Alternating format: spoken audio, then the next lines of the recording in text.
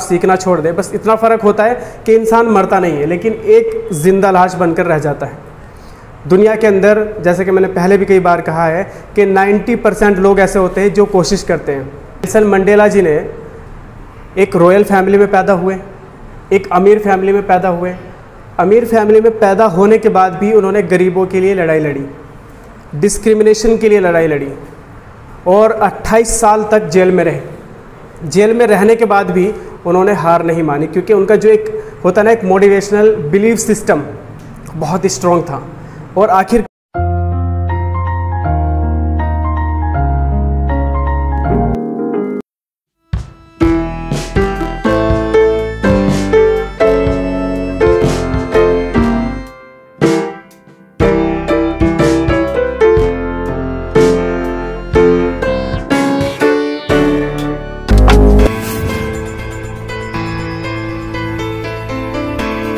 जहाँ तक स्टेज पर बोलने की बात है, तो जो फर्स्ट टाइम स्टेज पर आते हैं, आप स्टेज यानी front of the public while speaking क्या होता है, वो टाइम पर इंसान कैसा महसूस करता है।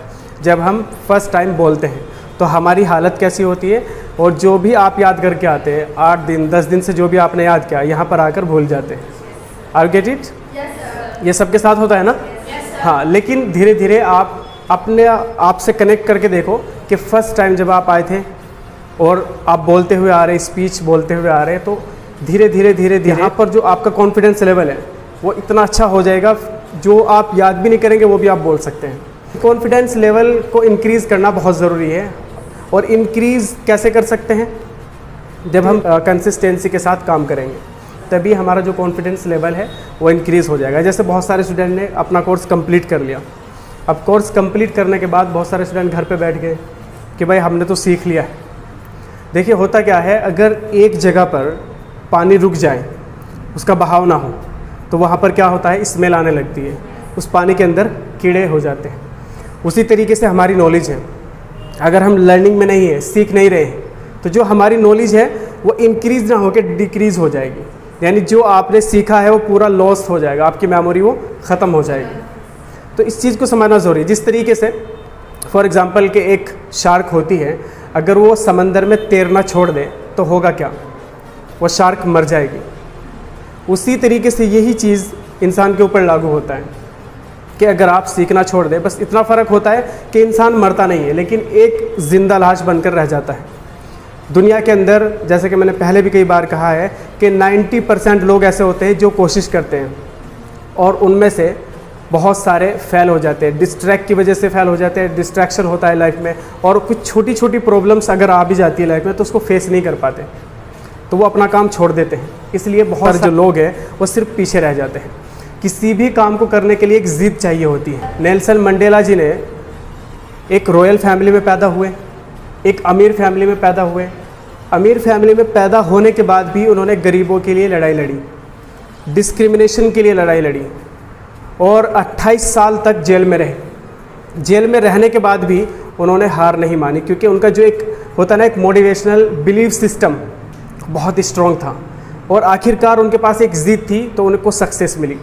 उसी तरीके से महात्मा गांधी, अगर महात्मा गांधी की बात की जाए, एक बार साउथ अफ्रीका से वो एक ट्रेन के डब्बे में बैठे, जो फर्स्ट एसी का जो ट्रेन का डब्बा होता है, डिपार्टमेंट जो होता है फर्स्ट, तो अंग्रेज़ों ने उन्हें धक्का मारकर नीचे गिरा दिया कि आप इस डब्बे में नहीं बैठ सकते। उन्होंने कहा कि भाई मेरे पास टिकट है, मैं क्यों नहीं बैठ सकता। अंग्रेज़ों ने कहा कि आप इसके लायक नहीं हैं। फिर महात्मा गांधी ने कहा कि आप मुझे ट्रेन से निकाल रहे हैं तो मैं आपको अपने देश से निकाल दूंगा। I will get out from my country, I will show you, ये मैं करके दिखाऊंगा। तो उन्होंने किया, सक्सेस मिली। क्यों? क्योंकि एक ज़िद थी। उसी तरीके से आपने सुना होगा भगत सिंह का नाम। भगत सिंह कौन नहीं जानता है, बताइए? हर इंडियन जानता है भगत सिंह को। उनके पेरेंट्स ने उनको बताया कि आपका जो है हमने रिश्ता तय कर दिया है, अब आपकी शादी होने वाली है। तो उन्होंने अपने घर में एक चिट्ठी लिखी और चिट्ठी लिखने के बाद घर छोड़कर भाग गए।